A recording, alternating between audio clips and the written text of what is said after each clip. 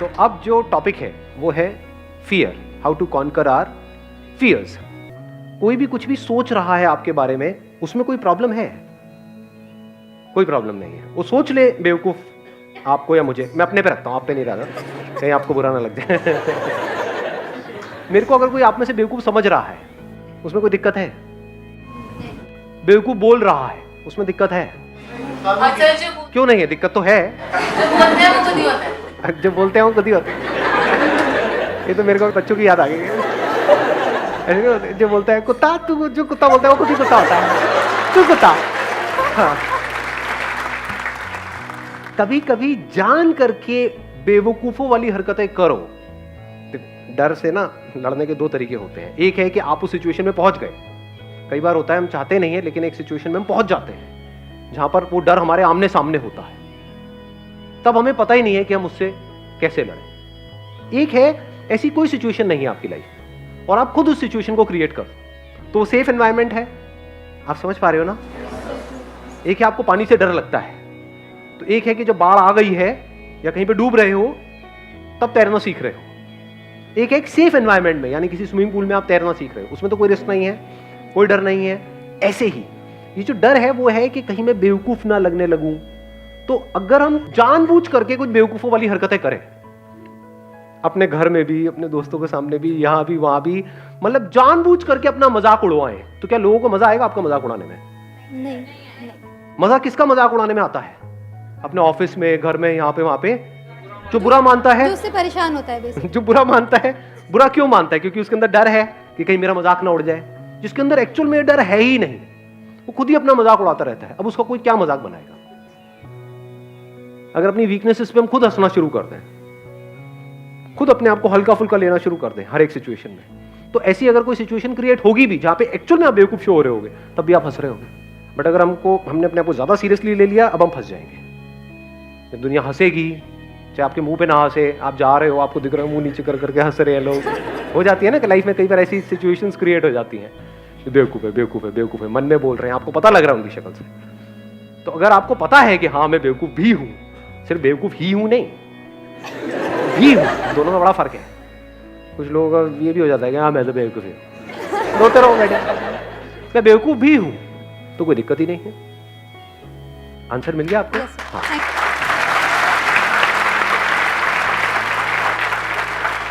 तो प्रैक्टिकली आप कुछ ऐसा करना चाहते हैं यहाँ पे स्टेज पे आकर? नहीं, इतना नहीं है ना, ये सेफ एनवायरनमेंट नहीं है। लाखों लोग इस वीडियो को देखने वाले हैं। बिल्कुल ठीक। अब देखो, अभी इन्होंने कहा नहीं, तो क्या ये सही डिसीजन है, गलत डिसीजन है? बिल्कुल सही है, क्योंकि डर को एक झटके में कॉन्कर नहीं किया जाता है। ये नहीं कि मुझे तैरने से डर लगता है तो मैं सीधा जाकर के समुद्र में तैरूंगा। इसको हम करेज समझते हैं, बट ये करेज नहीं, बेवकूफी होती है बहुत बार। अगर डर है तो धीरे धीरे कॉन्कर करो, धीरे धीरे। पास्ट में आपने कुछ ऐसा किया जहां पे आपको फाइनेंशियल लॉस हुआ, अब आपके अंदर डर है कि मैं दोबारा उस काम को करूं या ना करूं। ये डर हमारे अंदर होना चाहिए, नहीं होना चाहिए? कितने कहते हैं नहीं होना चाहिए? 3-4 लोग। कितने कहते हैं डर होना चाहिए हमारे अंदर? ये होना चाहिए, because money is like your life line. दो तरह के फियर्स होते हैं, इसको ध्यान से समझ लेना। एक है साइकोलॉजिकल, एक है फिजिकल। पहले इन दोनों को अलग अलग करके हमको समझना होगा। साइकोलॉजिकल क्या है? लोग हंसेंगे तो, लोग मेरे को बेवकूफ बोलेंगे तो, ये सब क्या है? Psychological fears. मैंने पैसा जोड़ा है, 10 साल तक सुबह से रात तक काम करके इतना पैसा जोड़ा है, मान लो 2 लाख रुपए या 4 लाख रुपए। मेरे पेरेंट्स ने पूरी लाइफ काम करके इतना पैसा जोड़ा है, और अगर वो पैसा डूब गया तो? ये डर होना चाहिए, नहीं होना चाहिए? 100% होना चाहिए। इसका प्लस पॉइंट क्या है? ये जो फियर ऑफ फाइनेंशियल लॉस है, ये आपको फाइनेंशियल लॉस से बचाएगा। हाँ जी। इसका माइनस पॉइंट क्या है? ग्रोथ रोक देगा। आप एक ऐसी स्टेट में पहुंच जाओगे जिसको बोलते हैं पैरालिसिस ऑफ एनालिसिस। टाइम निकल जाएगा, 10 साल, 20 साल, 50 साल, कुछ करोगे ही नहीं। रिस्क के नाम से हमको डर लगने लग जाएगा। तो क्या ऐसा बंदा कभी भी कुछ कर पाएगा अगर उसको डर ने चारों तरफ से घेर लिया है तो? क्योंकि लॉस तो हो ही सकता है ना, जब पहले हुआ है तो दोबारा भी हो सकता है ना। कुछ भी नया हम ट्राई करते हैं तो वहां पे रिस्क तो होता ही है ना। ऐसा तो नहीं हो सकता कि रिस्क हो ही ना। और मजे की बात क्या है, हमको लगता है कि रिस्क सिर्फ वहां पर है, जहां पर आप हो वहां पर जो रिस्क है वो हमको नजर नहीं आता है। बिल्कुल ऐसा है जैसे घर से बाहर अगर हम कहीं जाएंगे, कहीं ट्रैकिंग करने जाओगे तो वहां पे रिस्क है ना, मर सकते हो ना ट्रैकिंग करोगे तो। घर में बैठे रहो तो कोई रिस्क है नहीं है, ऐसा हमको लगता है। बहुत बड़ा रिस्क है, ये कैद है, कैद में जिए कैद में मरे। क्या किया जिंदगी में? कुछ भी नहीं। सुबह इतने बजे उठे, वहां पर गए, फिर आए, फिर सो गए, फिर ये किया वो किया। एक रेपिटेटिव मोड में नहीं चले जाएंगे। फिर हमें और एक रोबोट में फर्क क्या है? लाइफ किसे कहते हैं? जो ग्रो कर रहा हो या जो रुक गया हो। बिल्कुल हवा की तरह जो चलती चली जा रही है, पानी जो बहता चला जा रहा है। पानी रुक जाता है तो सड़ने लग जाता है। तो ये इसका बहुत बड़ा माइनस पॉइंट है, फियर ऑफ फाइनेंशियल लॉस। क्योंकि कुछ भी करने के लिए पैसा तो चाहिए ही ना, बिना पैसे के क्या नया होगा? मतलब कुछ भी, आपको अपने घर से यहां तक भी आना तो उसके लिए भी पैसा लगा। तो छोटे से भी छोटा कुछ करोगे तो उसके लिए भी पैसा चाहिए। तो अगर हम बहुत ज्यादा डरने लग जाएं तो एक बात पक्की है कि हम अगले लेवल पे नहीं जा पाएंगे। तो अब ये डर हमारे अंदर से कैसे निकले? That is a question. ये डर तब निकल सकता है जब जो भी आप करने वाले हैं उस सिचुएशन की हर साइड को आप देख लेते हो। फॉर एग्जाम्पल, आपने अपना एग्जाम्पल दिया कि अब आप कनाडा जाने की सोच रहे हैं। ज्यादातर हम बैकअप प्लान क्या सोचते हैं? मैं कनाडा जाऊंगा, वहां कुछ नहीं हुआ तो यहां पे ये कर लूंगा। फाइनेंशियल प्लानिंग किसको कहेंगे? अब अगर मैं दोबारा जा रहा हूं तो पहले तो मैंने सीखा कि पिछली बार जब मैं गया था तब मैंने क्या गलतियां करी, क्यों ऐसा हुआ। ऐसा तो नहीं किसी एक ने कुछ बोला था, उसके भरोसे हम वहां पर पहुंच गए और उस बंदे ने डिच कर दिया लास्ट मोमेंट पे। तो अब ये गलती नहीं करनी है, किसी पे भरोसा नहीं करना है। क्योंकि इस दुनिया में 99% लोगों को अपनी पड़ी है, आपकी थोड़ी पड़ी है।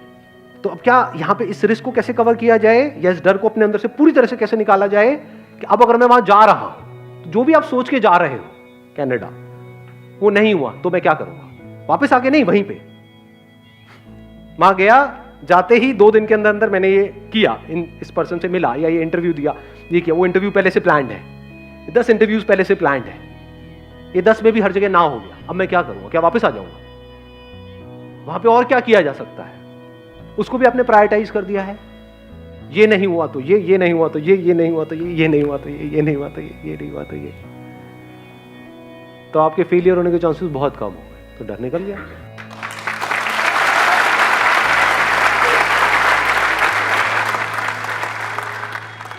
एक टॉपिक जो आपने आज तक बताया नहीं।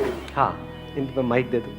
अभी एक्चुअली में होता क्या है, जिनके पेरेंट्स है, मतलब घर बना हुआ है, जैसे ज़रूरत का सामान है, रोटी कपड़ा और मकान है, वो तो सारे रिस्क ले सकते हैं। जो मेरे जैसे खुद चल के, जिन्होंने मतलब कुछ नहीं था हमारे पास, फिर मैंने एक अपना स्टैंडर्ड बनाया, घर बनाया, ऑटोमेटिक गाड़ी ली, सरकारी नौकरी, सरकारी अफसर बना, सब कुछ बन गया और शादी भी हो गई। वो भी आजकल वो हो गया ना, उतनी नहीं, तो वो भी हो गई। तो ओवरऑल मतलब आज की नज़र में सबके सामने मैं बहुत सक्सेसफुल हूँ। सब कहते हैं हाँ इसके पास बड़ा घर है, बड़ी गाड़ी है, लेकिन मैं मेरी जॉब से खुश नहीं हूँ। मेरे को मतलब जाना ही पसंद नहीं है, पसंद ही नहीं है मेरे को मेरी जॉब। ये सब आप बोलना चाहते हैं कैमरे में? हाँ, कोई दिक्कत नहीं है। अब बात है कि अब मैं खच्चर, मेरे को खुद फील लगे मैं खच्चर हूँ। मैं रोज़ सुबह जाता हूँ 9 बजे, रात को 9 बजे घर आता हूँ। ठीक है, वो पैसा आ रहा है, जितना भी तनख्वाह मिल रही है, सरकारी अफसर है तो तनख्वाह तो फिक्स है, अभी इतनी मिल रही है। तो अब क्या EMI तो जा रही है, गाड़ी की भी जा रही है, घर की भी जा रही है। तो मैं मेरी लाइफ से बोर हो गया, तो मैंने रिज़ाइन कर दिया। रिजाइन कर चुके ऑलरेडी? हाँ, मैंने रिज़ाइन कर दिया। अच्छा, तभी इतना बोल रहे हो आप? क्या यार, मैंने रिजाइन कोई कर दिया। दिक्कत नहीं है। हाँ, नहीं, मैंने रिज़ाइन दे दिया। अब आप समझ सकते हैं, एक सरकारी अफसर इतनी बड़ी पोस्ट से रिज़ाइन दे दिया तो घर वाले सब अगेंस्ट हो गए कि तू करेगा क्या? मुझे नहीं पता क्या करना, मुझे ये जॉब नहीं करनी। मेरे को 1 साल हो गया और अब मेरी हालत हो गई ख़राब, क्योंकि वो जो EMI जा रही है वो तो जा रही है, जाहिर है। अब मैं ये कहना चाहता हूँ कि जो अपने सपने हैं, जैसे मेरे को कुछ बड़ा करना है लेकिन वो घर वालों को तो नहीं करना, तो डर ये है कि अब मेरे सपनों के लिए फैमिली के सपने दांव पे लगाए या ना लगाए। सबसे पहले तो let's give a big hand for him.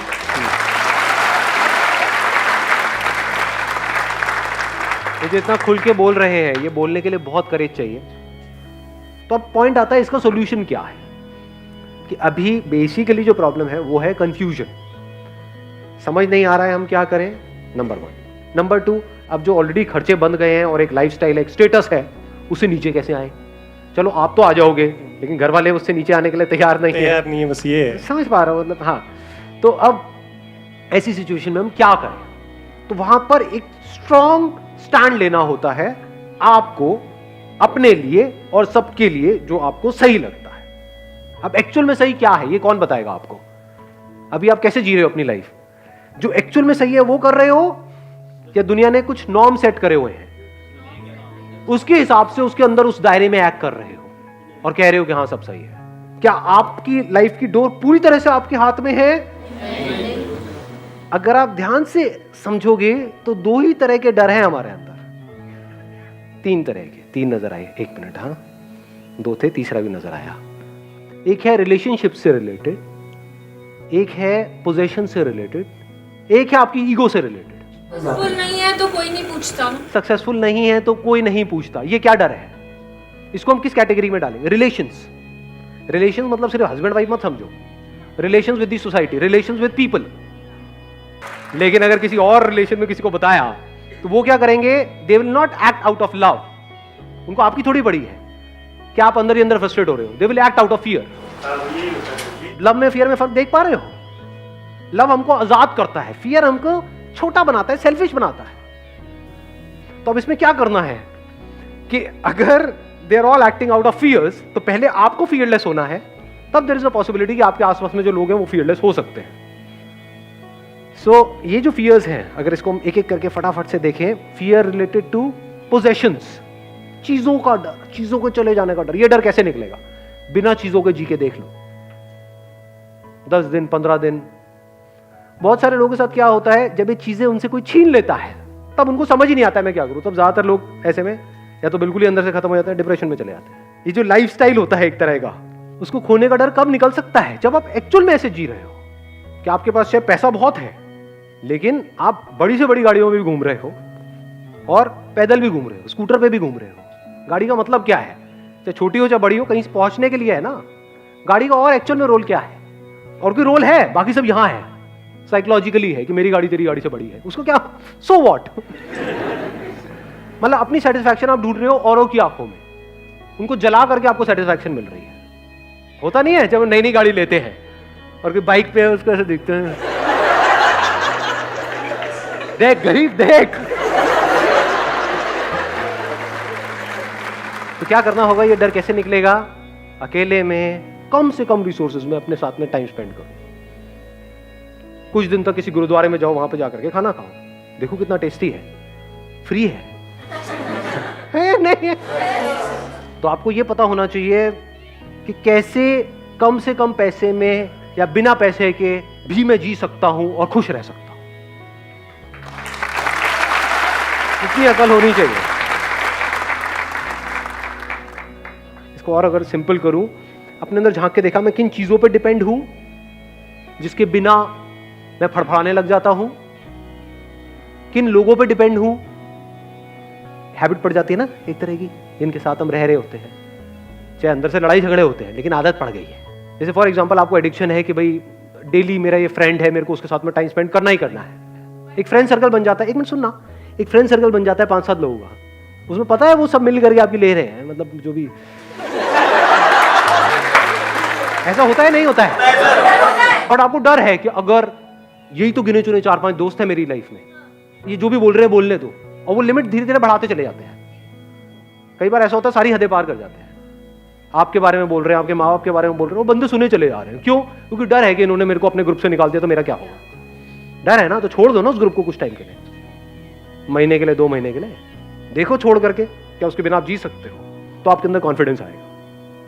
अब आप वहां पे स्टैंड ले सकते हो, नहीं तो you will act always out of fear कि मैंने बोला तो कहीं लड़ाई ना हो जाए, कहीं ये ना हो जाए, वो ना हो जाए। डर में किसी के साथ रह रहे हो, ये कोई रहना होता है? डर में कोई आपके साथ रह रहा है, कोई रहना है? रहना है तो प्यार को फाउंडेशन बनाओ ना। प्यार का मतलब क्या होता है? तुझे जो करना है कर, साथ रहना है रह, छोड़ना है छोड़ दे, कल छोड़ना है कल छोड़, अभी छोड़ना है अभी छोड़। कोई और समझ आ जाए तो बहुत बढ़िया है, जाओ। When love is the foundation, तो वहां पर कोई डर नहीं होता। Where there is fear, there is no love. Where there is love, there is absolutely no fear. Ego, अब ये डर कैसे निकलेगा हमारे अंदर से? ईगो क्या होती है? What is ego? नहीं, सिर्फ ये नहीं कि मैं हमेशा सही हूं। कोई बोलता है ना कि मैं तो बिल्कुल ही गलत हूं, मैं तो गया गुजरा हूं, वो भी ईगो है। ईगो हम किसको समझते हैं? मैं ये, मैं वो एरोगेंस है। ईगो का मतलब क्या है? मैं ये हूं, तू वो है, ये ईगो है। जो मुझे तुझसे अलग करती है वो ईगो है। इसकी वजह से मैं सुबह से रात तक अपने आप को औरों से कंपेयर करता रहता हूं, औरों से जेलस होता रहता हूं। हर एक की जड़ क्या है अगर ईगो नहीं है तो? मैं किसी को कुछ भी बोल देता हूं, बट कोई जरा सा मुझे कुछ बोले तो मुझे बुरा लग जाता है।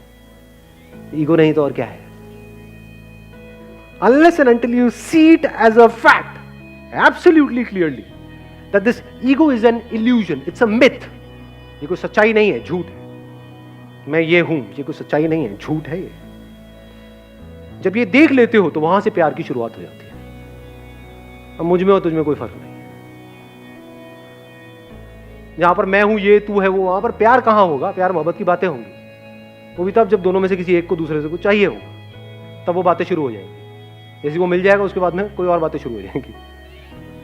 ऐसा होता है नहीं होता है? What is ego? अब ये कैसे जाएगी? एक क्वेश्चन है जो अगर आपके अंदर एंटर कर जाता है, that is who am I. Deeply आप अपने आप से एक क्वेश्चन पूछते हो, किसी और से नहीं कि हु आर यू। ज्यादातर लोग औरों से पूछते हैं हु आर यू। अब उसको छोड़, तू क्या है ना जी। आपके लड़ाई झगड़े बिल्कुल बंद हो जाएंगे, किसी से हो ही नहीं सकते। सारे लड़ाई झगड़ों की जड़ क्या है? ईगो। ईगो कैसे डिसॉल्व हो जाती है पूरी तरह से? जब आप इस सच को देख लेते हो कि मुझ में, तुझ में, इसमें, उसमें कहीं कोई फर्क है ही नहीं। ये सच है। अपने आप को आप, एक पेड़ आपको दिख रहा होता है, उससे अलग समझ रहे होते हो, जबकि आपको इतना सा समझ नहीं आ रहा है रियलिटी के बेस पे कि अगर वो पेड़ आपको ऑक्सीजन नहीं देगा तो आप सांस कैसे लोगे? तो क्या आप और वो कनेक्टेड नहीं हो एक दूसरे से? क्या उससे अलग होकर के आपकी कोई औकात है? आप क्या हो उसके बिना? इस सच को हम देख सकते हैं? नहीं देख सकते हैं। ये जो मैं है ना, मैं, ये ईगो है। मैं ये, मैं वो। अब आप चाहे मैं को ऊपर उठाओ चाहे नीचे गिराओ, दोनों ईगो है।